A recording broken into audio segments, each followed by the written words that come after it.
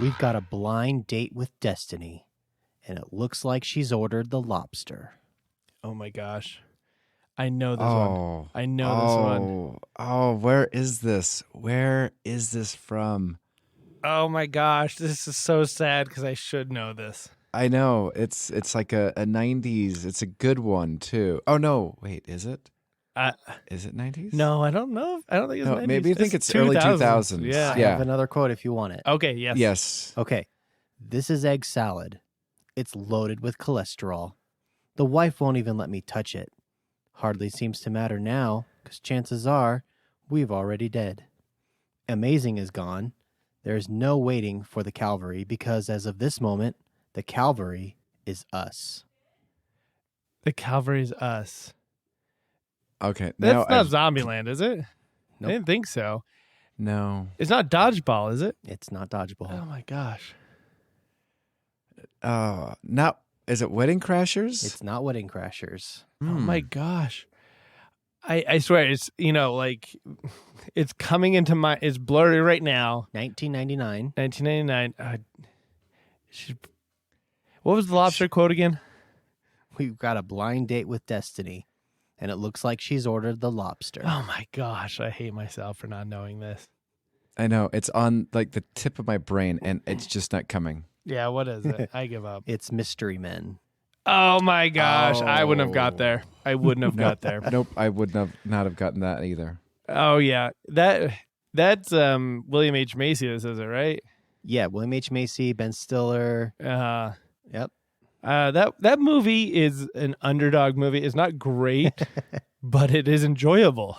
I like that movie. No, I do too. I definitely watched it way too many times. Hey guys, am I invisible yet? that was probably one of the best. Yes. I forgot that. Was it Kel actually had a career for a moment by himself? A slight moment. A slight moment. All right. Well, welcome to the Utterly Useless Podcast, the only podcast broadcasting to desert islands with magic floating indestructible TVs. That's right. To my right in digital form, we have the tool man of the group, the shoveler, Brett. Ooh. And then across from me sits a man who isn't afraid to let one rip in public, the spleen of the group, Spleen. Jeremy. Pee Wee Herman. That's so funny. And then, of course, there's me, the low budget Green Arrow and Master of Forks, the Blue Raja, Timmy. Oh, but I love the Blue Raja. If Taylor was here, he would be Ben Stiller's character. Yep, that works. Mr. Furious or whatever. Yeah. I love all their superpowers because it's like they don't exist, but they do. They're so random. And they only work when you want them to work. All right, let's get into our merit badges. All right, so let's see. Krill, you want to start us off with your merit badge? I feel like I didn't really earn a merit badge this week. I've been kind of going through the motions and was just very mundane about everything. And because like I worked last weekend and then I had 2 days off during the week, and I feel like I accomplished nothing. Well, you survived. I got the nothing merit badge. Nothing merit badge. I survived. Yep, survived life. I was on 9 days in a row at work, and that's stretching it for me. It's so exhausting. So your merit badge, I'm just curious what that would look like. Just a bunch of nothing. Just an empty merit badge. An empty merit badge. It's like, yeah, something missing. No, it's not. Nope, it's there. It's there. That's the nothing merit badge. All right, well, my merit badge is about one of my kids. Can you imagine which one? Well, let's see. I believe it's going to be the youngest daughter. That's correct. That's Tess. So I have earned many merit badges because of that girl.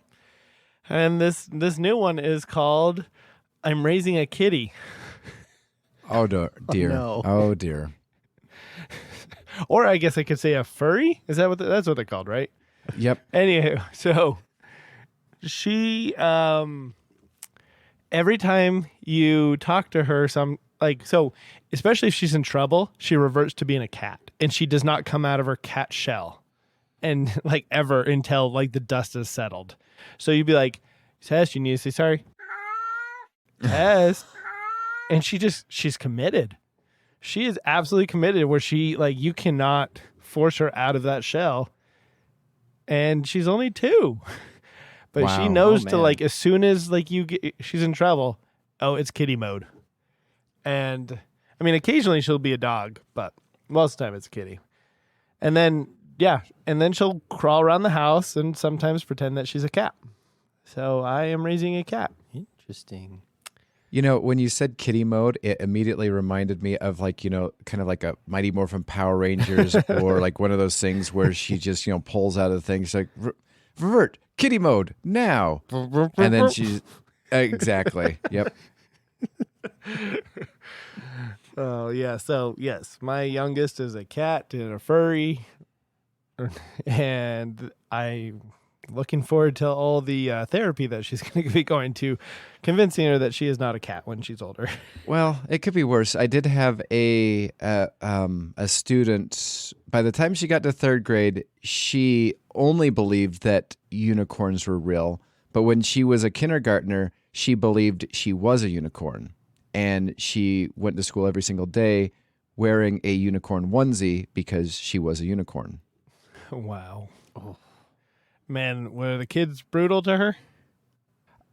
You know, kindergartners just like look at you and just like, whatever, and just kind of move on with their life. But when she got to 3rd grade and still believed in unicorns, it was just like, they're not real. And that would just cause her to fall into tears and be a puddle of goo on the floor because, of course, they're real because... I'm right in front of you. Yeah, exactly. All right, so yeah, my merit badge is a kid. You know, remember Animorphs? Yes. Oh, yes. It's going to be the book cover of Animorphs into a cat. Wow. I like those covers. I never read a single one of them. Aren't some of them in 3D? Yeah. Yes, yeah. And that's why I like the covers. I didn't read a single one either, but I like the covers. In case you don't know, it's just a human slowly like morphing into an animal. Yes. Just like the what are those called? The caveman like slowly standing up. Mm-hmm. Anyway. Yes. All right, Brett. What you got? All right. So I have a troll polling merit badge. So as we get ever so closer to the election day, I don't know about you guys. I've been sent so many different, like, you know, would you take this survey? Would you, I get text messages. Where do you feel as though that you are going to be voting? And so I've just decided, you know what?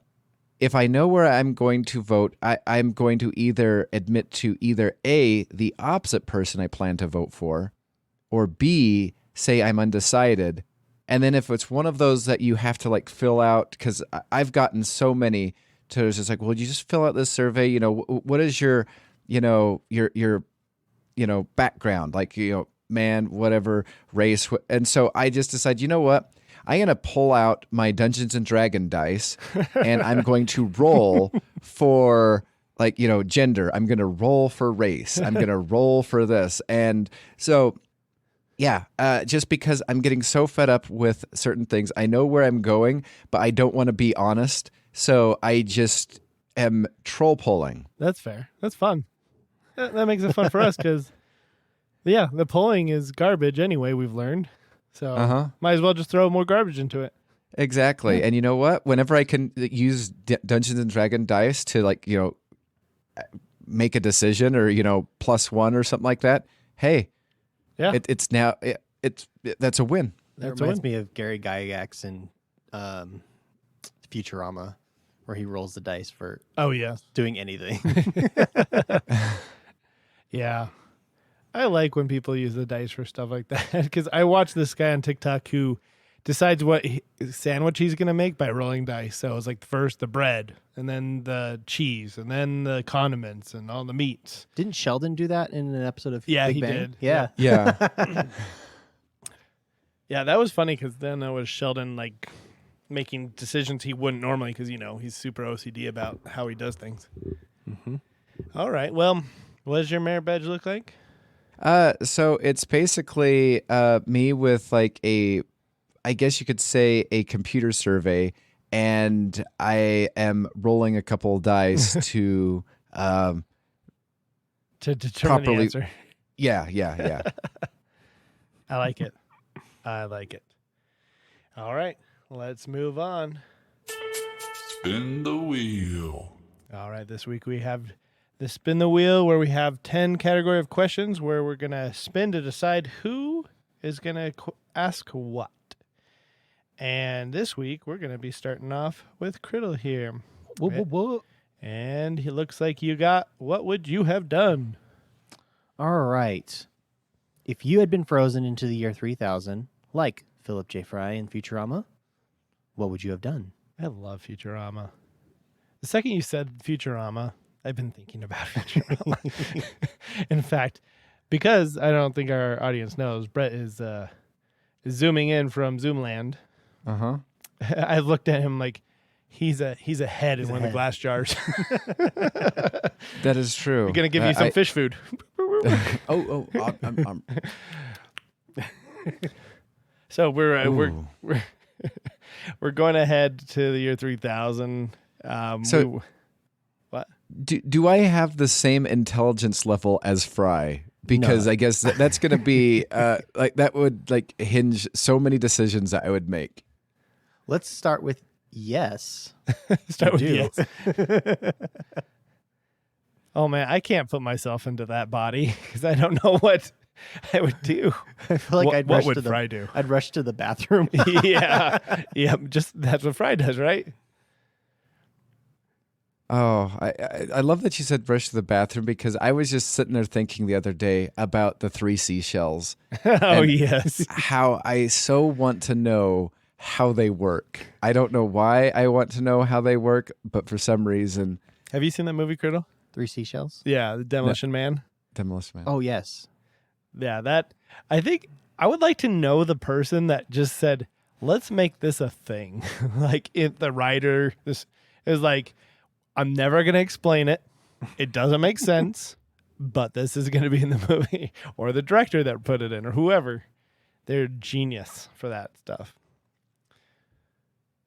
Yeah, well, actually, it's funny because what got me thinking about that is I went to like a Maverick or whatever and did my own self-checkout, and the receipt shot out at me similarly to how it shot out to Sylvester Stallone's character, and my brain just went, "You are fined 1 credit for blah, blah, blah," and I'm sitting there going, 3 seashells. It'd be funny though. You wake up from being frozen, you go to the bathroom, and it kind of comes out in little ice cylinders. I don't know what I would do as Fry. Well, doesn't he get frozen with his drink? Yeah, or I don't. He tips backwards, and he might have his drink in his hand. I don't know. Because if he does, I could see you going, oh, it's lost all its fizz. Yeah, like oh, and then I'd keep drinking it like he does with a slurm. Yeah. Let's see. If I was Fry, and I would probably, the first alien I'd see, I'd probably like worship it like a god, like oh, and just bow to my knees. Oh, hail! I apologize. Humanity is wrong. Whatever you are is great, or whatever. And that's probably how like the rest of my life would go, because I would be so jarred by seeing something that is non-human. And I'd be like, let's try to see if I can fit in. I bet you this is our supreme overlord. Let's just worship this. Yeah, then you find out you're worshiping one of the monsters from the mutants from underneath in the sewer. Yes. Or he's Yeah. like, that's nice, but I'm just here to clean the room. Get out. Either that, or you start worshiping Dr. Zoidberg, and then from No. there, you're like really in trouble. Yep. But if it was me, I'd probably just go try to make money off of what I know. I'd be a historian. I'm like, let me tell you about the time. Well, there was an episode where he checked his bank account.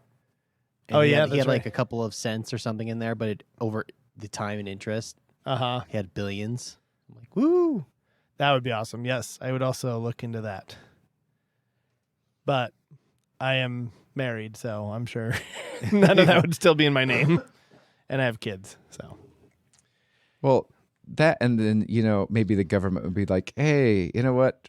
He hasn't done anything for a while. Let's just declare him dead and we'll just seize all of this assets. And so you wake up with being declared dead. Oh, yeah, that's actually right. Because in one of my previous jobs, I worked in finance. And yeah, if the government can't find you or we have the wrong address and we don't have any interaction with you, then yeah, your assets actually do go to the government. So that's always fun. It's considered abandoned property. So that's where you go to those, like, do I have money websites? And I did find I have money one time. That was kind of cool. Anyways, I digress. So next is Brett. And you get, what if?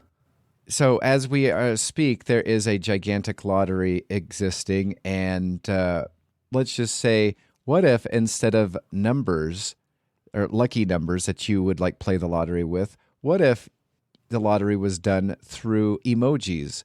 What 5 emojis would you use as your lucky lottery emojis? Oh my gosh, that's a great question. Oh my gosh, I gotta look at emojis because I don't use them very often. I use like 5. Oh, yeah. I mean, the reason why I ask this also is because I only believe in like one emoji, and that is the smiley face poop emoji. Smiley face poop emoji. I don't even think I've used that one before. Oh, yes, I know what you're talking about. I was thinking of a smiley face and in the background a poop. And I was like, I want to use that. But you're just talking about the normal one. Gotcha. And the main reason why I say that is because the first time I refused to use emojis, and one time when our sister was married to her previous husband, I was with my dad in the garage, and every single time it would, he had it read the text that she sent, and it would just be like, blah, blah, blah is a smiling pile of poo emoji. And I laughed hysterically because that was the first time I'd ever heard it read like that before. I just thought it was just, a swirly poo with eyeballs and a smile. But when it read it like that, I was like, that is now my favorite emoji ever. Yeah, I remember when I found that out too. I pretty much put every emoji and send it myself so that Siri could read it. I'm just like, does everything else come across weird? All right, I'm looking through some of these, and obviously, like, there's a billion I feel like to pick from. I can't pass up my go-to, which is like eye closed, eye open, tongue out, kind of like, nah, Uh-huh. That's kind of like my most common one. So I'm going to say that's one of mine. Also, I found this Groucho Marx one. That one's kind of cool. He's wearing glasses with big eyebrows and a big mustache. I'm going to go with that one too. Oh, interesting. I didn't even know that one existed. So that's 2. 3. There's a zombie emoji. Well, yes. Count me in. 4. So, I mean, that's 3. Sorry. I can't. How many have I picked? 3? Yeah, that's 3. Yeah. I feel like I got to get away from the people because obviously if you're a little people heavy, you're not going to win. I'm going to pick, I'll pick this fancy little poodle for our dogs that we've had. And then 5 is going to be, I want something really dumb. I'm going to have, this old fax machine. So, yes, those are my 5. Oh my goodness, there's My so Fab many. 5. My Fave 5. Well, I feel like I use the thumbs up a lot, so I'll go with a thumbs up. I will do the poo emoji. Let's see.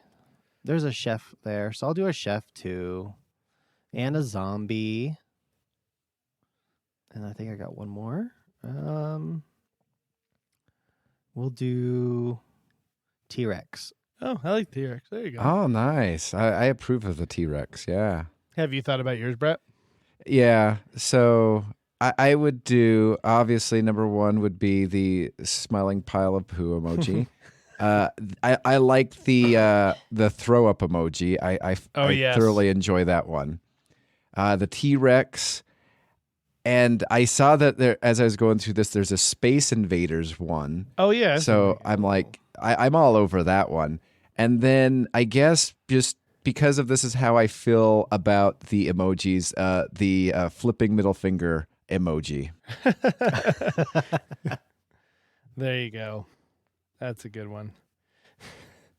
Be funny if we had a random generator that could just spit out like so many of those emojis. You could see who wins. All right, now it's my turn, I guess.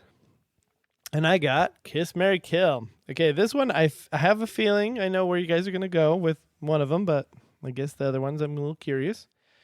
So in Christopher Nolan's Batman, Joker, Scarecrow, Two-Face.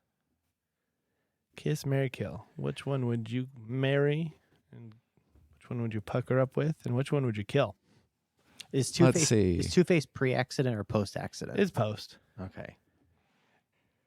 Okay, I'm killing Joker because that's whether you kiss him or you marry him, that's an unstable relationship, and you are like soon to be dead. So just I'm getting that out of the way. And he's burning all your money.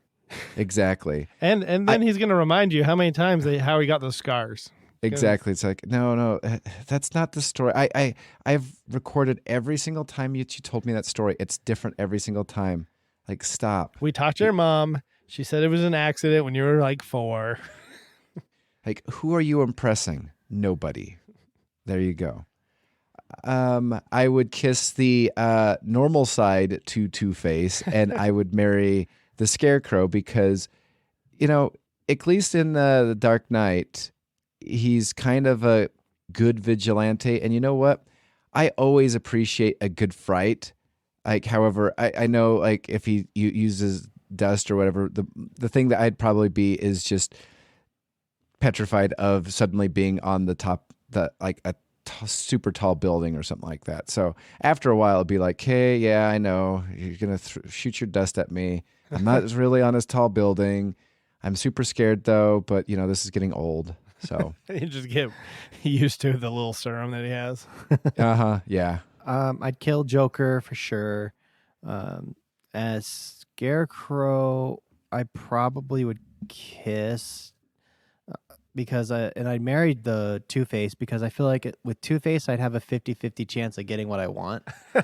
Yeah. Every single time you ask him for something, he pulls out that coin. Nope. And whereas like with Scarecrow, it'd be if to get what he wants, he would just poison me or gas me and be like, "You want this now, right?" Like, yeah. Yeah, I think I'm kind of siding with Criddle there because I'd kill Joker, kiss Scarecrow, and marry Two-Face because I mean, he's mad all because of what's her name being dead. So hopefully I fill that void. Sit there and just be like, hey, I'm a lot more attractive than Rachel. So yeah. and then he's gonna fight tooth and nail for me from that point on. And he's a lawyer. And he's a lawyer. Yep. And it kind of I don't know. Does he lose his license? Or he has 2 of them now. Oh yeah, he has 2. He has to pass 2 bar exams. One's a license to kill. All right. It'd be funny if he became a judge at one point because, he's a lawyer, gets appointed a judge, and then every judgment he makes, he flips as coin. This woman's obviously innocent. Death. All right. Criddle. You are up, and you have how much? Okay. So there are these videos that I see every now and then online scrolling, and it's these slapping competitions. With the tortilla one? No. Oh, okay. So they're like these either 2 men or 2 women. They stand at like a table, and one swings ready for a single slap to the other person, and they have to stand there and take it. Uh-huh. So they have competitions for these things. So my question is, how much would it take for one of these competitive slappers to have one swing at your face? I imagine nothing will get like permanently damaged by this, right? I mean, if they're going full throttle, and sometimes these guys are pretty hefty and big, Because the first I'm worrying about is my health. and it's just a slap. It's not a punch. Yeah. So like, if nobody's really been injured in this, then my number's lower probably. But I mean, you probably would get the wind knocked out of you because I mean, it's full force. You're just standing there. yeah, and that's fine as long as I don't break my jaw or anything. That's what I'm worried about. I would say I could do it for like. It's really not that much. I feel like I could do it for like $1,000. See, if I'm going to have the imprint of somebody's hand on my face for a while and then have to explain that story to multiple people, I want at least, $25,000. Yeah, it'd be good. But I mean, I'm fine walking away with $1,000 without red print on my face for a couple of days. Assuming it's a safe, I'd say $1,000. Yeah. Yeah, I'd just be like, I just do research and say, has anybody ever been hurt by this? And then I ask the guy, has anybody ever been hurt by you? Like, had to go to the hospital. You ever of stuff. killed someone? And he's like, define hurt, define kill. Then he comes out with these little things. Like, I've slapped somebody so hard, their baby died. And like, no, come on, no, serious. I slapped somebody into a coma and then they died. But they died Oh. because of the coma, not because of me. I slapped him so hard, I bit my tongue off. Yeah, that's another thing I'd prep for. I'd put like a mouth guard in. There we go. Yeah. You get like a football mouth guard in there. There we go. That'd save me. That'd be so funny. They're just like, say when you're ready. And you're just like, and they're like, I'm sorry, I didn't hear you. What was that? Sorry, what did you say? And you take it out. Okay, ready, slap.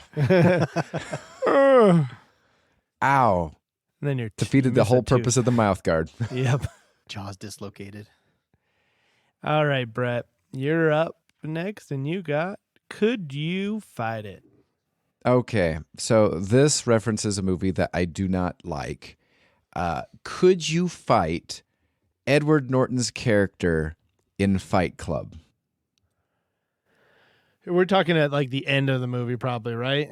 Where Yeah, he's like all in. not the Brad Pitt version, but the Edward Norton character.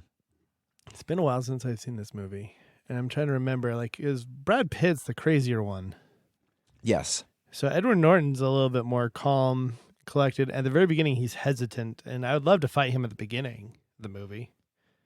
I feel like I'd have no qualms with that. He'd probably get a massive beating because he's just like, he's like an IT guy. Yeah. But by the end of it, he has like no fear. And I would stand a chance, but I'd probably get my butt kicked at the end of the movie if we're talking the Yeah, end. if we're talking post. Yep. Post crazy. Pre crazy, I have a chance. Yeah. Me too. That's what I say. What about you, Brett? What I would do is I would ask him, whatever Brad Pitt's character's name is, I'd be like, so, like, how tough is he really or whatever? And then maybe he'll start getting into a fight with himself. Uh-huh. And then I would fight him post-fight with himself. Oh, there you go. Yep, there you go. That works. And you could probably come out winning. Exactly. Everybody gets entertained, and I defeat Edward Norton's character in Fight Club. Okay, that's fair. All right. It's my turn to wrap this up. And I got Would You Rather. Okay, this one is going to be the idea of this comes from the TV show Community. I guess it'd be a movie soon, right? Is what I've heard. Mm-hmm. Yep. All right. Would you rather say 3 variations of greetings anytime you would normally greet someone, or 3 variations of bidding someone farewell every time you leave someone? Oh. Farewell. And the phone also is a thing. Like, you're talking on the phone. Farewell easily. I feel like I would I feel like it'd be a little weird to say hello, hello, hello. Or versus bye bye, bye bye, bye bye. Well, no, you got to do 3 different variations. 3 different variations. So, hello, good morning, and whatever. Good afternoon, good evening, and good night. Exactly, kind of like that. And on Community, it's I don't want to use the phrase, but all I can think of is like he's got the little nipples guy or whatever. Oh yeah. I forget what they call him. But yeah, so he's like, "Hey, how's it going?" Or I don't know. But yeah, you get the idea. I would rather do the 3 variations of hello because I think it would weird so many people out to the point where they wouldn't talk to me, and then that would be less people that I would have to talk to, and I would probably enjoy that a whole lot more. I think I would like the goodbyes because I could just phase it out like in volume. See ya, bye, ciao. Yeah. Actually, that's kind of more normal. I feel like you could just make it humorous. There you go. Hey, see ya, ciao, bye. If you're like trying to pretend to talk to 3 different people. Yeah. Oh, there you go. Yeah, see ya, bye. Just pointing, kind of saying, waving to each one of them. Like it's an audience. Exactly. Yeah. Yeah, that one feels more normal. But yeah, I get your approach, Brett. Okay. All right. All right. Now it's time for first time ever, the March Madness that's taking place in November. That's how mad it is. And this time we're going to be doing the most rewatchable comedy movies. So let's get it on. All right, we are going to try and find the most rewatchable movies by eliminating one by one. And we're all going to put our 2 cents in of who should be on this list. Criddle, since you started us off today, you can start us off with your first pick. Okay. Well, I feel like in this podcast we've covered this particular person before, and it needs to go on this list. So we're going with Happy Gilmore. Yep, definitely on my list. Happy Gilmore is by far a milestone, I believe, in Adam Sandler's career, and one of the most, if not the most, rewatchable in Adam Sandler's portfolio. Agreed. All right, and then it would go to You. me. All right. I am going to pick the one that I deem, my opinion, the most rewatchable of all time. I'm going to throw it in the hat and see what you guys say. A Knight's Tale. I hated this movie when it first came out. I don't know why I hated it, but I hated it. I think I didn't like the idea of modern music with medieval times. It didn't make sense to me, and I was like, what is this? This is weird. But then it just grew on me, and now if it's on TV, I will watch it any time of day. So, that used to be like my treadmill movie. Like I found that if I was jogging on a treadmill and I hadn't seen the movie before, I'd get distracted because I couldn't like hear every single thing 100% correct. So I'd have to rewind it and do something. But I needed something to also entertain me.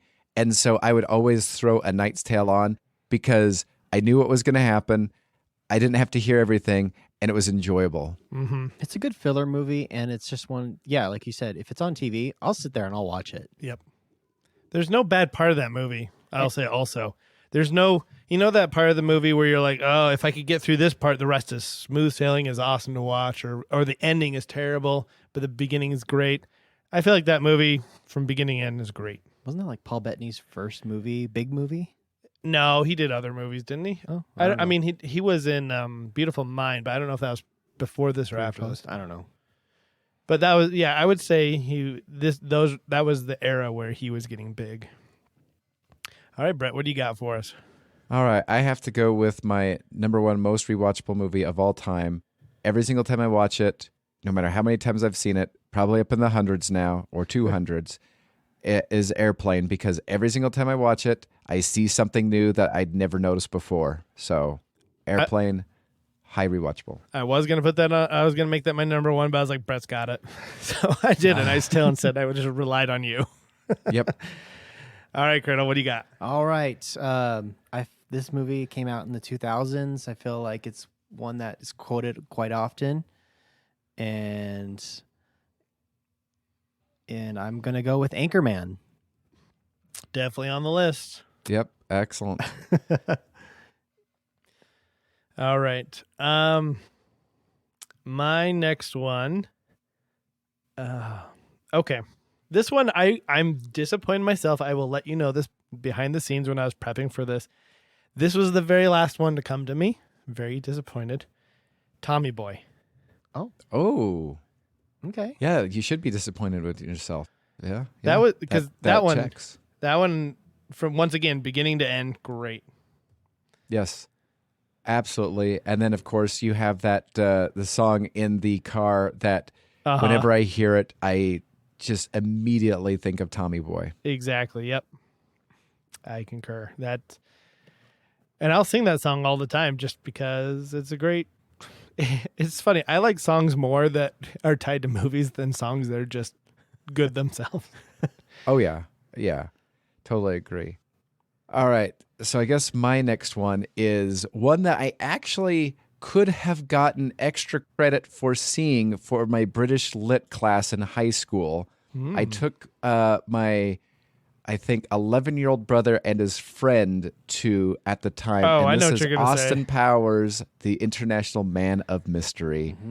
We convinced my British Lit teacher because she was trying to get us to go watch Beowulf in the movie theaters, and a couple kids asked, could we go see Austin Powers? It's a British show, and get extra credit for that too. And she was just like, I don't know what that is. Sure, it's a British show, right? And we're like, yeah, it is. And so if we wanted to, we could have taken our ticket, shown it to her, and she would have given us extra credit for watching a British show. And I chose not to because I knew it was dishonest, but I could have gotten extra credit for watching Austin Powers. Ah, man, that would have been the ultimate flex. I wish you would have. All right, Criddle, what do you got? All right. This one I feel like we've mentioned on the podcast before, and I think it's quite rewatchable. The one, the only Zoolander. Yep, on my list. I love Zoolander. It's one of those movies that I think I could probably, if it comes on TV, I'll watch it. So, side note here. Sorry, we're going on a tangent. I saw this on Facebook the other day because I'm old and I use Facebook. Yes, I'm accepting of that. It was eliminate one of these people in all their movies from your life. And it was Ben Stiller and Will Ferrell, Adam Sandler, and Steve Carell. I'm just curious, what would you guys remove? Steve Carell, easy, final answer. That's what I said too. The only downside of Steve Carell that I thought of when I looked through his IMDb is because he's tied to Ron Burgundy, and he's also I like Crazy Stupid Love. Wait, who are the options again? So Adam Sandler, Okay. Steve Carell, Okay. Will Ferrell, and Ben Stiller. Oh man, yeah, Steve Carell. Yeah. I mean, it said movies, and for all those people who like The Office, it's just the movies, and I know everybody loves The Office, but Even if it included The Office, it was Steve I know. Carell. But like, to me, it was Ben Stiller versus Steve Carell. Those were the only two options I could consider. But because of Ben Stiller in Heavyweights and in Zoolander and in Happy Gilmore, stuff like that, I couldn't get rid of them. All right, sorry. Side note. Now it's back to me. I am going to go with. You already picked Ron Burgundy. I am going to pick. I can pick Wayne's World. That's a good one. Wayne's World. Party time. Extra. I appreciate that movie more these days as I get older. I don't know why that is. Maybe just because I didn't appreciate it and understand it to its fullness. I think it's because its adult humor was over my head by far. Oh, as a yeah. kid. And it's not one of those movies that can make you laugh like as a kid and you go, that's funny. I don't get it, but it's funny. I don't know. I don't know if that's me. Speaking of that, I think I missed a couple on my list that I am now going to add. All right. So I am going to go with the classic Spaceballs. Oh, that's Yes. exactly what I was adding to my list. And then I realized I already did put it on my list. So but that's a great one. It's a title so nice, you added it twice. Exactly. Oh gosh. Okay, so I'm up. Yep. I'm gonna go with this movie that I watched a lot growing up, and I actually have the lead's autograph, Ooh. and it is Dumb and Dumber. You have Jim Carrey's autograph? Oh. I have Jim Wow. Carrey's autograph. Did you meet him and you signed something, or did you buy something that he signed? I sent him a letter, Oh, wow. and he sent me his autograph. That's cool. All right. I am going to pick the other one, Spaceballs, which is Robin Hood Men in Tights. Ooh, go. excellent, excellent. Very good. I hope those don't meet in the like when we get down to breaking them down, because it'll be difficult. A lot of these will be difficult, but just two Mel Brooks movies will be very difficult to remove. Okay. All right. Brett, you're up. So I'm going to go with The Naked Gun 2.5 because, again, Leslie Nielsen, awesomeness. Yeah, I agree. He's in 2 of these movies so far. He's in Airplane and now Naked Gun. And by the way, we're on number 13 if you're not keeping track at home. Okay. I'm going to throw... Oh, yep, it's you, Criddle. All right. I'm going to go with Dodgeball, I have it on my list. a as true well. underdog story. Dodgeball's a great movie. It really is. I think my parents have 3 copies of it on DVD. Respect. Respect there. All right. I'm going through and eliminating all the ones because pretty much I think every single one so far has... Actually, no. There's been a couple of Brett's mentioned that haven't been on my list that I feel, once again, shame because I didn't think of them. But I'm going to throw in now... I'm going to throw in one that it's worth putting in here. We'll see how far it goes. But A League of Their Own. I loved League of Their Own as a kid. I watched it a whole bunch back to back. It probably doesn't deserve to be in the 14th spot, but that's fine. All right. So I'm going to go back to back with Leslie Nielsen movies. I think this is a very underrated movie, and I watched it just the other day again for the first time in a long time. I think it holds up. Wrongfully Accused. I think that's probably one of his underdog movies that many people just haven't seen, and they definitely should give it a try. Yes. Mr. Buzzin' Frog, born on the Uralava River. Have you seen that movie? Wrongfully Accused? I don't think so. I should. Well, if you have Amazon Prime, I believe it is free. Oh, perfect. All right. Criddle, your turn. Okay, man.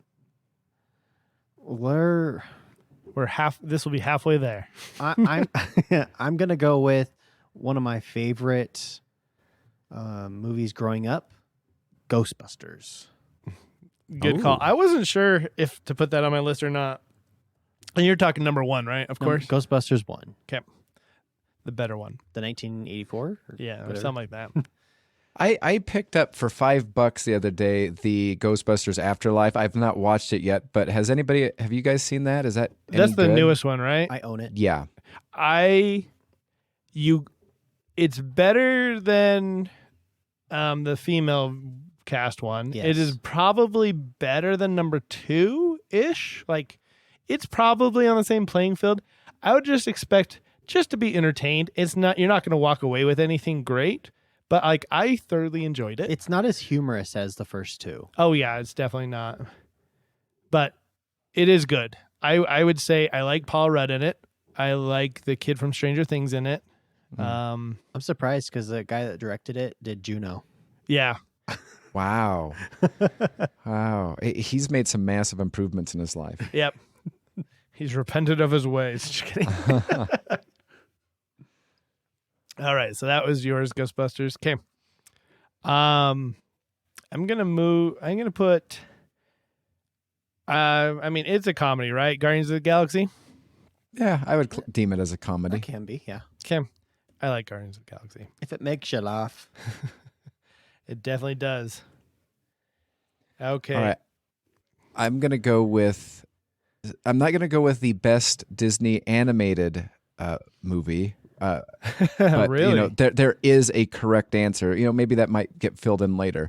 I'm going to go with the best live action Disney movie ever. Not an opinion. It is a fact.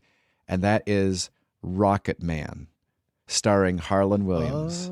Okay, I was wondering where we were going with this. Like this roller coaster, I was like trying to follow you with this. I was like, okay, what is it? It's a live action. And I'm like going through all the live action. I'm like, what could he possibly say? It's like a big blueberry. That was Julie. That was okay. That was me. That was Julia. Well, I'll be the first to admit it. We have space rats. Okay, so now it's on to Criddle. Okay, I'm going to go with Rush Hour, Rush Hour. Wow, I forgot all about that one. the first one. Yes, there was a guy I worked with at one time. They were going through all like you know how you do like the whole like meet and greet and tell everybody your favorite movie or whatever. He said Rush Hour 2, and I was like, Your eye twitched. yes. I was like, you sure? You sure about that?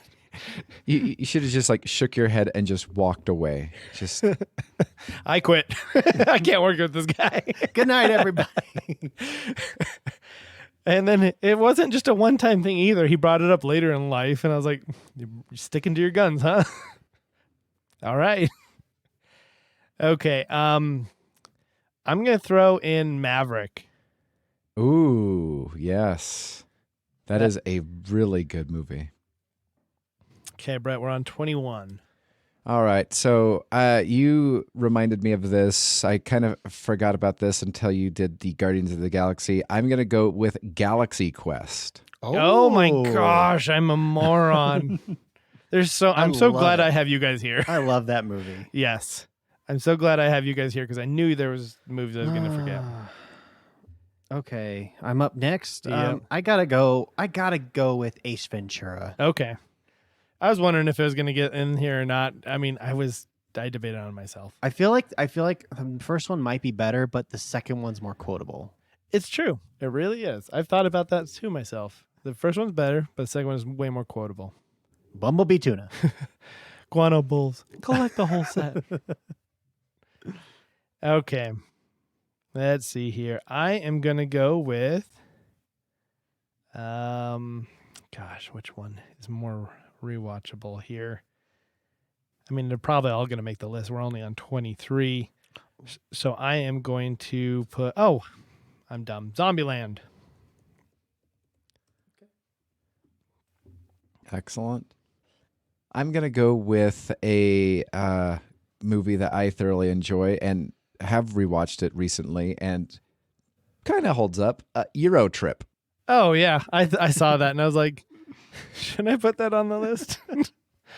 That's a good one. Do you remember the safe word? Now it comes with less pulp. Oh, free t-shirt. Oh, that was great. All right, Criddle, what do you got? Do your worst. My worst, eh? How many more slots do we have? We're on 25. So we have 11 more. No, we're going to 32. 32. We have 7. Okay, I feel like this might deserve a spot in there, and I know it's seasonal. I know which But- one you're going to say. I know it. National Lampoon's Oh, Christmas Vacation. Never mind. Yes. Yep, I agree. That should be on there. That was on a lot of lists online I came across. But also, let me take this moment to say how ashamed I am of all the online lists. I would like to do another episode about how horrible the rewatchable movies they have on their list. I'm like, this is not rewatchable. This is not rewatchable. One of the lists I had when I wasn't looking at comedies had Memento on the list. And I was like, that is the opposite of rewatchable. That's a one done almost. Yeah. Yes. That's a one shot right there. Yeah. That's a And one then and recommend it for the rest of your life and Exactly, hope just it like- still holds up. Just be like, oh, you should watch it. Oh, do you want to watch it with me? Absolutely not. Nope. No. But you should watch it. Yeah, you should watch it and then let me know. Does it still hold up? Okay. This one's also very quotable for me. I'm going to do Major League 2. Yes. Oh, you have no marbles. Marbles? Well, Okay. Brett. All right, so I have to do this. I love it. I bought this physically because I was reading some reviews on Amazon.com, and people were either loving it or just like, this is so offensive, blah, blah, blah, blah, blah. The Ladybugs. Oh, man. I love- Ladybug's great. It's Love offensive? it. Oh, so many, 21st century, I can't believe they're so like, either homophobic or transphobic or whatever. It's just like, it's a movie. Yeah, it's just a movie. It's just a movie. Just have fun. And if you don't like it, don't watch it. That's right. All right, Criddle. Okay, let's see. I feel like I'm getting prepped because there's a lot of them I'm sad are going to be left behind unless you both of you just pick some of the ones I like. Yeah, that's the hard part, is figuring out what can make the cut. I mean, this one, let's go with There's Something About Mary. Okay. Haven't seen that one forever. Okay. That falls to me, 29. I am going to pick Office Space. Ooh, excellent pick. Excellent pick. I was eyeing that one for one of mine, so excellent. Okay, we're on 30. So actually, that was my last one, right? No, I'm 32. Let's see. 30. Yeah, I'm the last one. So everybody gets one more pick. Okay, so Make it a good one. I've been teetering back and forth, but since this is my last pick, I'm going to go with Clue. Oh, that's a good one. I think I thought about that one for a second. I watched that one not too long ago. Still holds up. Yep. Oh man, I have two in mind, but we haven't named one of these guys. This guy's movies. I'm gonna throw it out there. Just one of Robin Williams, Mrs. Doubtfire. Okay. Oh, yeah. Yeah. What was it? After he died or whatever, I saw an interview with Pierce Brosnan, and he was talking about a couple of scenes that were totally ad-libbed, and he like nearly fell to pieces. I was just like, the beauty of Robin Williams. Was it a Run by Fruiting? Was Yes. that one of them? Uh-huh. That seems like it. Oh, man. Now I got to think with Robin Williams, is there any that I'm just letting slide? I don't. Oh, man, I'm blanking right now. I remember an interview with the director of Mrs. Doubtfire. He talked about how Robin Williams was so into improvisation that they recorded a PG, and NC-17 rated R version of Mrs. Doubtfire, and just it was all rapid fire, and he got it all on video. But then he spliced what he thought was the best movie. That's funny. They should release it later, the unrated version of Mrs. Doubtfire. Mrs. Doubtfire rated R. Okay. Gosh, I'm going through my list here. I can't stop and think about Robin Williams movies right now because I already have them fighting with what I have. We can have honorable mentions. Yep. I think I got to put in Taylor's, and I do agree, Grown Up should be in here for the final one. Okay. I'm going to randomize this, and we're going to have them face off in that movie, Face Off. I almost put in Hot Rod and Bill and Ted's Excellent Adventure. I haven't seen Bill and Ted in so long that I don't think I could be really, But I think we have a decent list. All right. I sent you guys the list. Okay.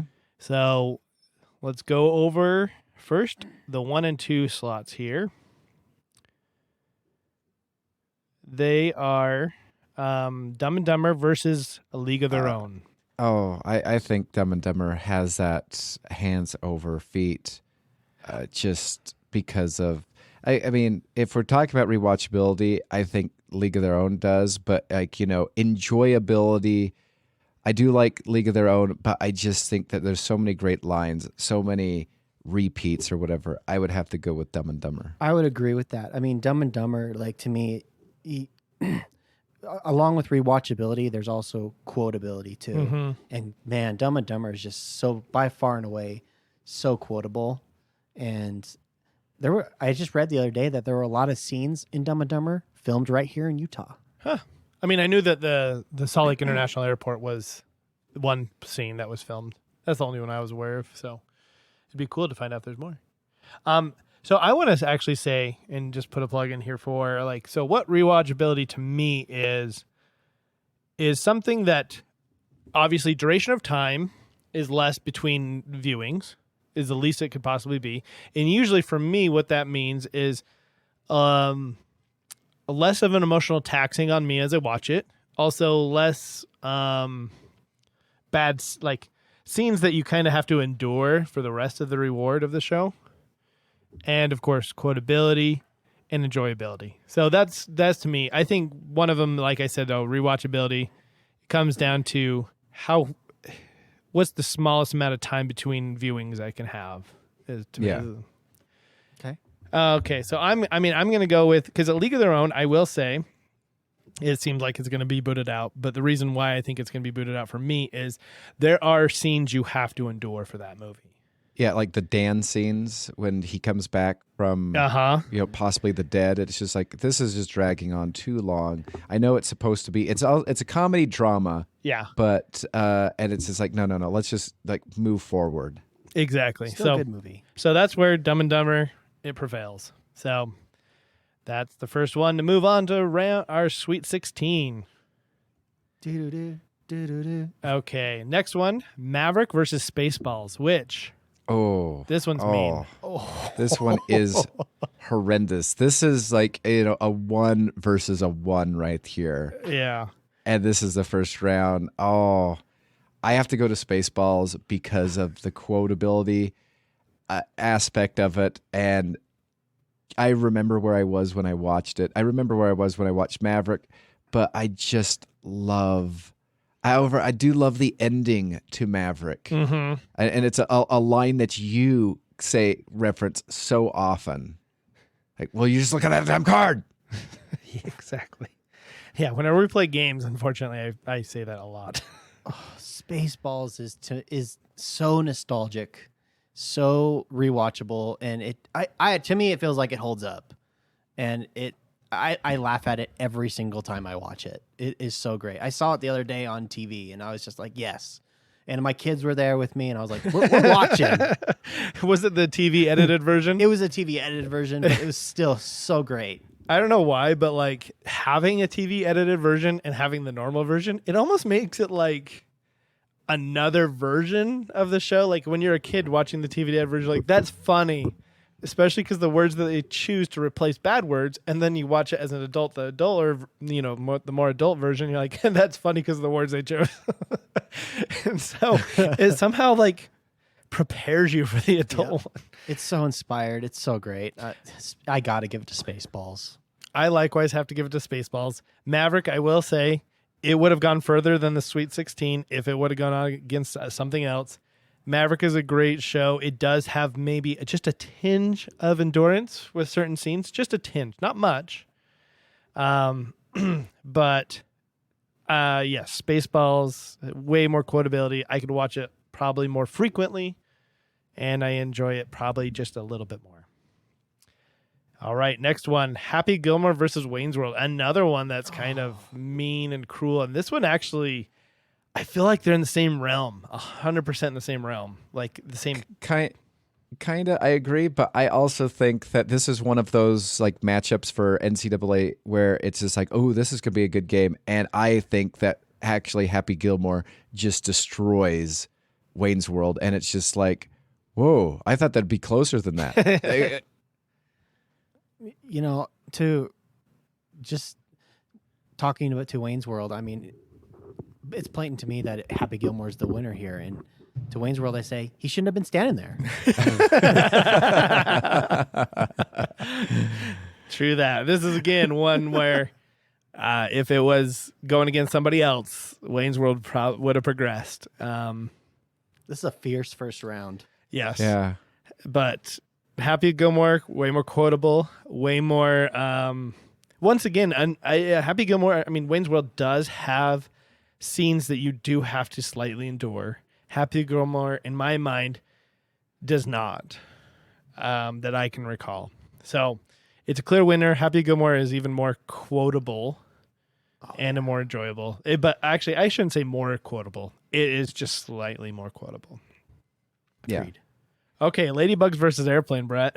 Oh man, sorry. Ladybugs basically won that like play-in game for the NCAA championship, only just to be destroyed by the number one.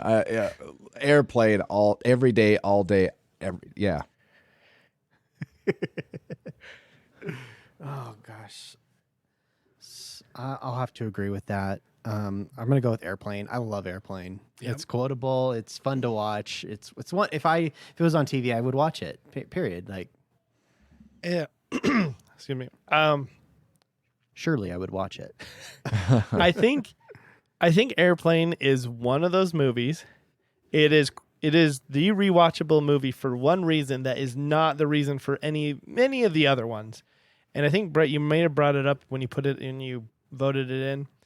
But the reason why this one is probably one of the most rewatchable movies is because every time you watch it, you notice something different. I don't know if that's, I mean, you guys see that, right? With Airplane? Like there's other fascinating things, or maybe we used to watch on AMC, and AMC used to pop up with this trivia about like the scene.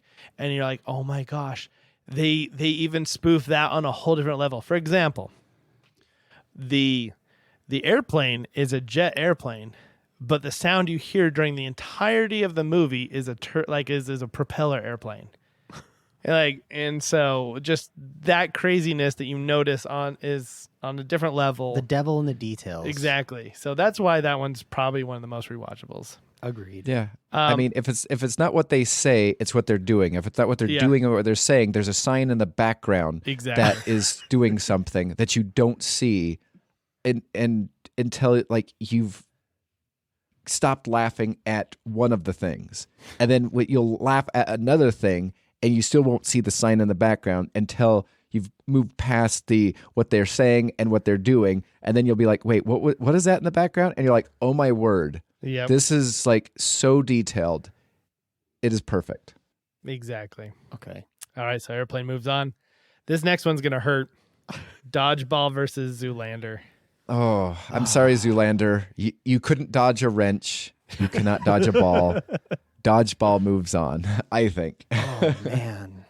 This one I've got to give a lot of thought to, because Dodgeball is great. It doesn't have any of those like endurance scenes.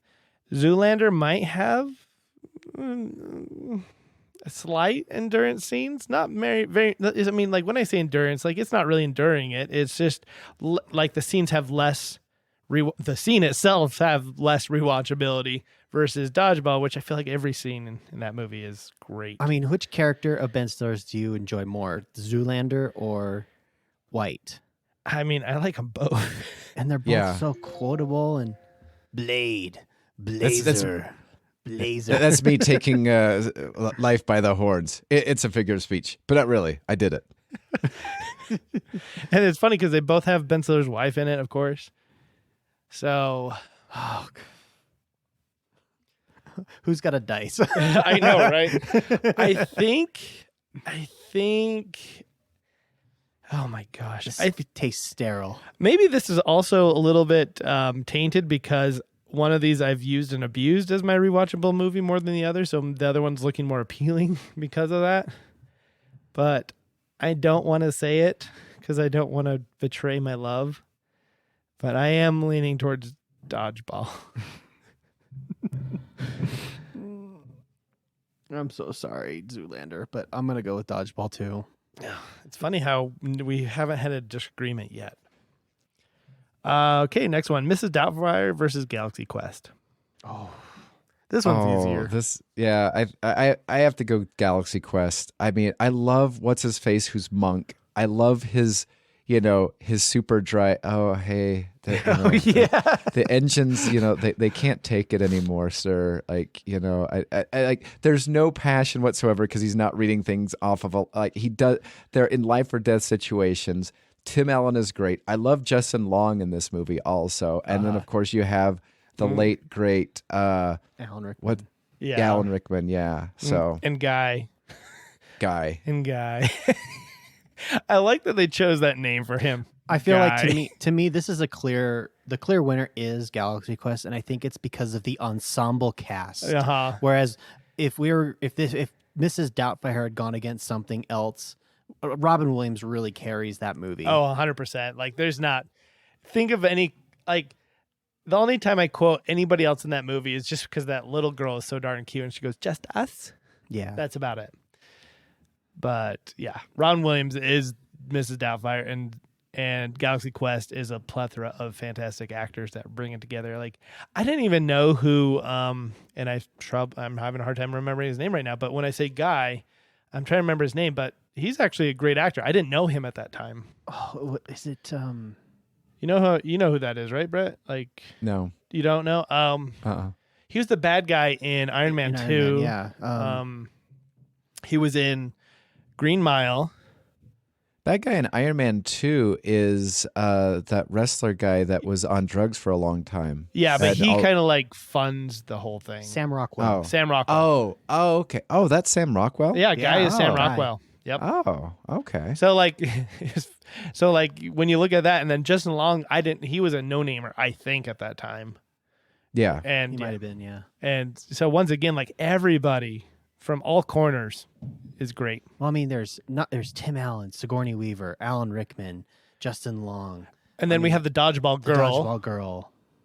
that I've never known her name in all the movies she's been, but she's It's great. the ensemble cast Yes. that just carries that movie into the next round. Okay. Yeah.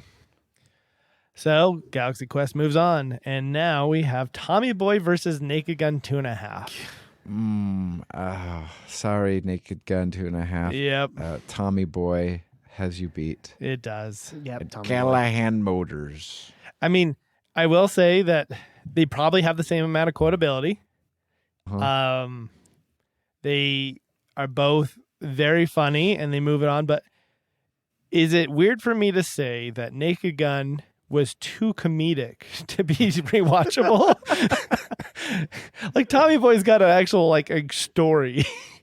Well, when we think about, like, as we talked about Airplane with its, what they say, what they do, and what's in the background, Naked Gun has what they say and maybe what they're doing, but it doesn't have that additional thing in the background that you need to notice. And that's where it just kind of doesn't go to the next level, whereas Tommy Boy is just one of those where the first time I watched it, I deemed it like an instant classic. Yes. That's just how great it is. Mm-hmm. Agreed. Yeah, there's not much to say. I think Tommy Boy's just great. Agreed. Okay, so Tommy Boy moves on. Sorry, Naked Gun. Next one, Rush Hour versus Office Space. I feel like this is a good one, like a good fight. Now, this is like a 7 versus an 8. Exactly. Yes, exactly. But I feel like we all know who's going to win. Yeah. But I still think this is a great. It'd be a great game to watch. I'm going to start off. I just want to put it in Office Space, obviously. No, I agree. I mean, me with my stapler. Yep. Milton. I mean, I love the dynamic between Jackie Chan and Chris Tucker. It was really funny to watch the first time, but I mean, I feel like with Rush Hour, though it is rewatchable, it's probably not as rewatchable as Office Space. Agreed. Like, what? It tinges down just slightly. You know what I'd like? I'd like somebody to spoof like the Lord of the Rings thing where it's just like, and me with my TPS reports, and me with my stapler, and And me with the baseball bat that destroys the printer. and me with my 59 pieces of flair. Oh, man. It's funny when I think of that movie. I very often forget about Jennifer Aniston being in that movie because I think of everybody else in that movie. And and I always think of, you want to come over? No, thanks, man. I don't want you to F up my life. Hey, could you please pretend that we can't hear each other through the walls? Okay. Oh man, it's great stuff. Okay, so Office Space moves on. Next one, it'll be interesting. National Lampoon's Vacation. Oh, Christmas Vacation, right? I didn't write it down. Yeah, Christmas Vacation. And then Robin Hood Men in Tights. I have my thoughts on this. I want to hear you guys. So, Christmas Vacation, I watch it every year. I love that movie. Robin Hood Men in Tights. I thoroughly love that movie. It has to go to Robin Hood Men in Tights. Yep, that's my agreement too. Is Robin Hood Men in Tights just is so much more rewatchable, and Christmas Vacation just has again a tinge of scenes that you have to endure. Just not many, but some. Like, I'm sorry to say, I'm saying that the heartfelt moment of him being stuck in the attic is a little bit of an endurance scene. I agree with that. Okay, yeah. We'll go with Men in Tights. Okay. All right. And then after this, Rocket Man versus Ghostbusters. This one is also a good one. This is like a 9 and 10, or not 9, 10. 7 and 8. Yeah, another 7, 8. Ooh. This one, Ghostbusters. It's older. It's 80s. It's got some enduring scenes, if you ask me. Rocket Man. I watched it, and it is dated, unfortunately. I watched it within the last 5 years. It is... Oh, man, this one's hard for me. I think I know which one I'm going to pick, but it's still... Rocket Man has got more quotes. Quality of quotes might go to Ghostbusters. Ooh. What do you think, Tim? I really like... I feel like Rocket Man is very underrated. Especially with all the plethora of Disney movies out there. It's underappreciated. But Ghostbusters is... It's getting there. I mean, it is getting there and it's getting dated. But I mean, it also dates itself in the 80s. Yes. Whereas Rocket Man, not real. I mean, it's in the 90s. But I love quoting Ghostbusters a lot. This is like one of those, college game, basketball games where I'd be like, I'm happy with either team winning. Yeah. Like it'd be a great game. I could go either way, but I'd lean probably more towards Ghostbusters. Yep, that's where I'm leaning. Yeah, I would go. I was going Rocket Man, but 2-1. Oh, really? Our wins. first disagreement, Whoa. huh? Wow. Yep. If I didn't watch Rocket Man recently, within the last 5 years, like I said, I probably would have leaned that way, but it was a little bit dated. I mean, not dated, but I was like, it doesn't. My memories of this being as great as it was is a little shattered. I do like. I mean, I like how in Rocket Man, it's almost a one-man show. What he does. Yes, it's so great. All right. I mean, and just to piggyback on something that you guys said, like quoting wise, yeah, there's a lot more quotes in Ghostbusters, but my pushback to that is it's easily quotable because more people have seen it. I feel as though if more people have seen Rocket Man, it would be just as quotable. No, I mean, what I said is I think there might be more quotes in Galaxy. I'm not Galaxy Quest, in Rocket Man, but I think the quality of quotes are in Ghostbusters. But that's probably due to the amount of people that have seen Ghostbusters. Yeah, and I think like if I were to just randomly just drop a Rocket Man quote or whatever, like 15 minutes before to save the world, or what is it? Oh, my favorite one is time to engage the anti-theft device. Oh yeah, I know exactly what I'm talking about, and if I say that just out loud, generally 99% of the people around me have no idea what I'm referencing. They're just like, okay, so you're just gonna turn on your whatever. Yeah, it's true. It's true. That one might have got pushed because of its popularity. So the popular vote. Mm-hmm. All right, next one: Eurotrip versus Austin Powers, International Man of Mystery. Oh. Have you seen Eurotrip, Criddle?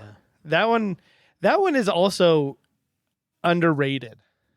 Like that one from Matt Damon's cameo of Scotty doesn't know, like, and like all the story of going through Europe and all of that. And one of the things that I didn't realize at the time, I didn't know who Fred Armisen was, but finding out that he was the guy that's on the train makes it that much makes it that much better.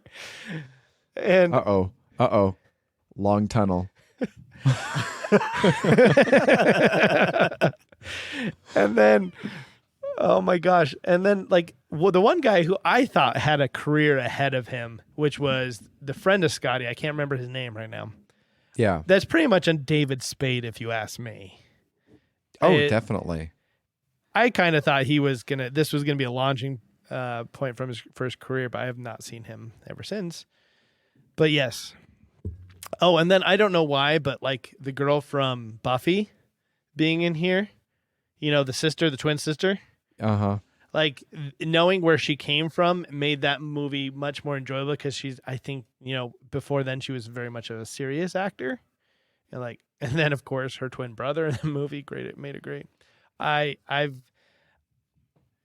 forgot that we're comparing to Austin Powers because I'm talking about how great this is. I feel like this is the exact same thing we just went through with Rocketman versus Ghostbusters. One was more popular. 100%. That is this situation. So, gosh, I just recently watched Austin Powers, and I couldn't stop laughing, and I thought, man, this is so great. Yes, I got to now relive, because if I just go off the curtails of what I've just said about Eurotrip, I'm going to lean towards Eurotrip, but I've got to relive the Austin Powers in my mind, which, it's the meeting of the first time you ever meet Dr. Evil. Dr. Evil. And then Will Ferrell's, what's his Mustafa. name? Mustafa. And we have the Vembots, and we have is Random Task. And this is where we get to meet, like, the laser pointers, what are they called? What are the fish called? Lasers. The sea bass. The sea bass. They are ill-tempered. Yes. And oh my gosh, I don't know. Somebody sway me. Because I don't know. I have to go with Austin Powers just because it was one of those that I don't think most people saw coming, and it just was amazing. Eurotrip, a lot of people didn't see coming, still probably haven't seen coming, but like Austin Powers, just because of its 90s, but you also go back into the 60s, you have that whole dynamic. I think that makes it a little tad bit more rewatchable than Eurotrip. I also think that Austin Powers is so quotable. I love the characters in there. And it's a movie that can't be made today. It probably would not be made today. Oh, no. Also, I just remember the scene where I forget the terminology that they use, but when he's essentially getting unfrozen, going through that conveyor belt, and then I don't say he's unloading. Evacuation. Yes.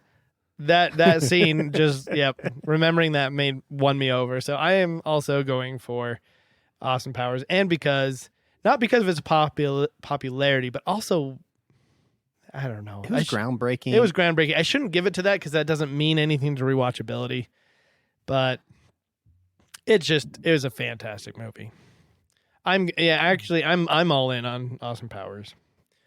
All right, Knight's Tale versus Anchorman. This one is so mean. Oh no, so mean. Yeah. Oh my gosh, because if you ask me, they're different kind of comedies completely.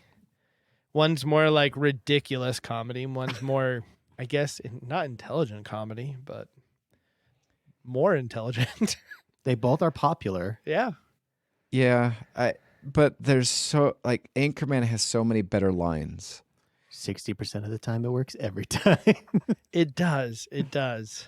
Great. Now you're attracting bears. I got to be honest with you. It smells like pure gasoline. Stings the nostril. But the story of A Knight's Tale is just, I don't know. I mean, comedic value, Knight's Tale is less comedic by far. It's a little more dramatized. Yeah. But the story is really good, though. Yes. Yes. The story's good. It's an underdog story. It is an underdog story. A true underdog. Should have been going story. against dodgeball. Yeah. I keep on saying I'm gonna go one and then I go to the other. Then once again I'm wishy-washy here. Somebody cut me. I'm blind. I'm blind. The Zoolander quote. This is again one of those that could probably go either way. Yes. Anybody have one they want to vote first? Because I'm going to go Anchorman. I have to go with the quotes. I have to go with also so many guest appearances, the at Channel Ocho or whatever it was, like, you had Fred Mantooth or whatever. That whole thing that was going on with Vince Vaughn, Anchorman. I I love just the whole news teams assemble. Just a whole different perspective on Baxter. You know I don't speak Spanish. I'm not mad. I'm impressed. I'm gonna have to sway to Anchorman. It's a pill to swallow, but I gotta do it. I'm going back to duration in between views for this decision, and so I'm going to be the non-deciding factor at all. I'm picking A Knight's Tale. So, disagreement, but Anchorman moves on. I'm not sad about it, but I voted my way. Okay, next one, Ace Ventura versus Wrongfully Accused. All right, I think this is a 5 versus like a 12 or something like that. Yeah, I agree. However, I think the 12 wins it. I'm sorry. Oh, wow. Wrongfully Accused wins it. Wow. I got to go Ace Ventura. Ace Ventura is what it is. It's rewatchable. It is I'd have to probably agree with that too. it is just so comedic and so quotable. They're both quotable, but I think once again the time duration and similar to what we talked about with I can't remember. Was it? Oh man, I can't remember. But anyways, like what we talked about with Austin Powers, it's just been it was such a landmark. Well, it's like Mrs. Doubtfire. It's a one-man show. But he pulls it off. But he pulls it off really well. Yes. And I mean, Wrongfully Accused is a one-man show as well. With what's his name? With Leslie Nielsen. Leslie Nielsen. I think Ace Ventura, if it moves on, it's going to have some tough competition. Yep. All right, next one. So Ace Ventura moves on. Next one is Zombieland versus There's Something About Mary. I think this one's a clear cut. Yeah, If you ask we me. just double tapped Yeah. Something About Mary. I'm not even mad about it. Nope, not even. All right, next one, Clue versus Grown Ups. Ooh. This one's a worthy match. Clue, The ensembles in both are great. yes, they are.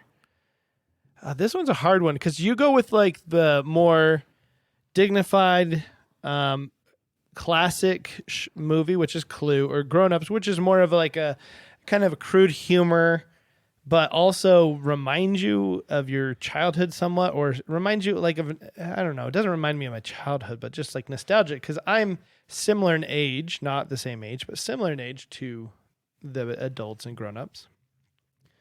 So there's that. I mean, Clue was, based on the board game. And I love that they had multiple endings to it, Yes. and they all made sense. Mm-hmm. Either way, whichever way they went. I think I'm shocking myself with mine, but once again, I got to go with rewatchable. These aren't my favorites. I should have disclaimed this much earlier in time. I'm going with not my favorites, but the most rewatchable, which is Grown Ups. I'm going to go with Clue because it's rewatchable, has great it has great quotes, and I think Tim Curry, like, that's probably one of the best movies he's ever been in. Yes, I agreed. Oh, man. So now it's on to you, Timmy. You Timmy. have to decide. I have both movies. I think you bought me Clue as well. a long time ago. Oh, yeah, I did. I feel like there's no wrong answer here. I'm going to go with Clue. All right. I'm not sad about it at all. Whoa. Last second game shot. Who would have thought that? Whoa, the crowd goes wild. Clue is just so I have watched it enjoyable. recently, so yeah. Clue is so enjoyable. It is. It really is enjoyable. And I honorable mention to Adam Sandler and Grown Ups. I love Adam Sandler. I think he's got more from Happy Gilmore than this. So I will say this, that the downside of Grown Ups is just a minute, yeah. So Clue is memorable all the way through the movie from beginning to end. Where Grown Ups, I do have certain parts that it's the parts that make it rewatchable. Yeah. More so than the entire movie. All right, last one of Sweet 16. We got Guardians of the Galaxy versus Major League 2.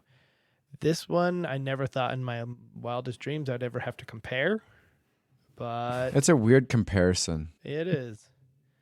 I think I know who I'm going to pick, but I got to really think about it. Because Guardians of the Galaxy it's funny. You get introduced to Star-Lord, which in all his quirks and him dancing, and, I can never remember if it's the outtakes or if it's it was the outtakes. I don't know why I like this so much, but when they have like the dance battle at the end, oh yeah, that part I should have made it in the movie.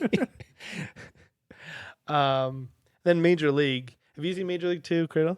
yeah. I grew up watching that movie, and that one has so many quotes to it and is so deeply rooted into who I am. Well, I'm gonna start us off, and I'm just gonna lean towards Guardians of the Galaxy. Maybe that's just because I've watched it more recently than Major League 2, but I find Guardians of the Galaxy just enjoyable, quotable, and fun. And it hit a bird. I've got to go. This is nostalgia speaking here. Why it's making it more rewatchable to me, but Major League 2. So Brett, Ooh, so I have to decide. Oh, man. Let's see. Okay, let me weigh this. So Guardians of the Galaxy is very great. We have... Okay, here is... Oh, okay. This is going to be, I think, a 3 beating a 14. Or 14 beating a 3. And here's why I'm going to say that. Is because, yes, Guardians of the Galaxy is good, but it is so much built on character introduction. And I feel as though Major League 2 has, you have the first one, which me and Jeremy didn't see first. Nope. But we saw, the previously on Major League or whatever. So we got the whole introduction from the first movie, and then we just picked up on a very comedic movie, which was the second one. Whereas Guardians of the Galaxy is like, hey, this is Quill. Okay, well, this is Groot, and this is Star-Lord. Okay, this is and this person, and it is slowly introducing. There's comedic stuff in there, but it's just a slow progression. Whereas, if you were to actually say Guardians of the Galaxy 2, Guardians of the Galaxy 2 to me is funnier than Guardians of the Galaxy Really? 1. I think so. I think Guardians of the Galaxy 1 is better, but Guardians of the Galaxy 2 is funnier. So kind of like an Ace Ventura situation. Yes. And so, but because of that, I have to go with Major League 2 as the victor. Okay, I'm not even mad about it. I'm excited for Guardians of the Galaxy, the holiday special. I hope it's a lot better than Werewolf by Night. I did not like that. I haven't seen that. I haven't either. I'm just curious. Could they do that these days? So Brett, you know how me and you watched Major League 2 without ever watching Major League 1 first? I don't know if that was your case, Criddle. But, like you said, they kind of went through recapped the first movie really quickly, and we didn't have a problem with it whatsoever. Could they just do that with a movie? Just hey, here's the backstory. Kind of like a Spider-Man thing. We hate hearing the Spider-Man backstory every single time. And I forget which one I think it was the Tom Holland one. They don't even talk about it really. So start with a 2 and never do a 1? Well, yeah, but recap on everything so they don't have to tell the whole story. So actually, there's a movie out in the theaters right now that I did enjoy. It's a turn your brain off type of a movie. But if Black Adam was a Marvel movie, the entirety of the whole 3 to 5 minute voiceover narration introduction to the story behind Black Adam, that would have been the entirety of movie 1. And then the current movie that we had for Black Adam would have been Black Adam movie 2. And so I feel as though it can be done because, you gave a perfect example of the Spider-Man. We always get these reboots of course, we need to be reminded through the entire, at least first half of the movie, he's been bitten by a radioactive spider. Why can't we just fast forward through that, just do like a voiceover, introduction to who Spider-Man is, and then just get on with the movie? That's what Black Adam did. Black Adam just said, okay, this is the story, this is a voiceover, blah, blah, blah, blah, blah, into the movie. And I thoroughly enjoyed that. I like that. They did that, I think, in Into the Spider-Verse, right? They kind of popped over through the origin of Spider-Man. No, because he had a different origin slightly. Okay, well, I feel like because it was in the sewer that he got bit. Yeah. All right, so next time we'll continue this conversation talking about the Elite Eight, and deciding who is the victor of this the most rewatchable comedy of all time, according to these three geniuses at this podcast, talking to you at this very moment with this utterly useless time. Yes, but not utterly useless commentating. Exactly. Actually, very thoughtfully and methodically smart. Mm-hmm. I agree. All right, let's end with our merit badges. What? Our one recommendation. Yeah. Let's end with our one recommendation. I have a recommendation. It is a slight recommendation. Watch it if you got time. I finally, after it's been out for probably 8 months, I watched The Black Phone. Have you watched that, Brett?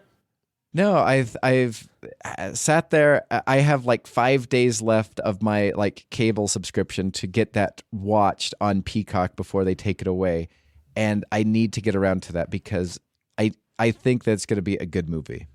It's good. It is good. I try to make, when I watch a horror movie, I try to make the whole scenario as good as possible so I can be scared. I had the lights off. Nobody was, the kids were sleeping. My wife was gone. So I had the whole house to myself. It did creep me out because I set the mood, but it's a great story otherwise. And Ethan Hawke does a great performance as the bad guy. And I enjoyed it. It's something that you should watch if you like horror films. It's not anything that's going to be groundbreaking. I mean, the story is definitely different. I will say that much. But if you like horror films, just watch it. It's something to watch that you won't be disappointed with, but it's not anything that you're going to be like, I need to watch this again and again and again. So there's that. Okay. I'll go next. My recommendation. I'm going to recommend a YouTube channel. I'm going to recommend Mark Rober's YouTube channel. My kids have started watching a lot of his videos, and they're not only entertaining, but they're really informative and fun. And I think most people should check them out. And if you like engineering, science, he makes it very understandable for anybody, and it's just great. Yeah, I've been addicted to him. I think the what's it called? What is it called? The box is when the porch pirates are taking boxes off, and then he has those are great. The fart spray and all that, and the glitter bomb. The glitter bomb is what they call it. Yeah, I that's where he got me hooked, and then I started watching more and more and more. So, yeah, I definitely love him. Watching all the records he beats with the elephant toothpaste, all that. So yeah, I like it too. All right. So my recommendation, I guess I have a couple recommendations. So first off, if you like a good popcorn movie, Black Adam is really good. It is not one of those really in-depth movies that, you need a whole bunch of continuity or whatever. It is just fun. The best way I guess you could describe it, and maybe this is maybe I need to give, Fast and the Furious type of movies a tad bit more credit. That because this is not like I'm going to intellectually learn something or whatever about Egyptian mythology and stuff like that. It is just superheroes beating up on other superheroes and then working together to save the day from the actual villain that is kind of like floating behind the screens or scenes. So Black Adam, thoroughly enjoy. It's not it's not going to ever be like a massively loved movie, but it is just pure entertainment. And also, just to recommend from our lists, I would strongly recommend Wrongfully Accused, Rocket Man, Euro Trip, yep. and Ladybugs. I strongly recommend those from our lists. Yes, those are all underdogs in modern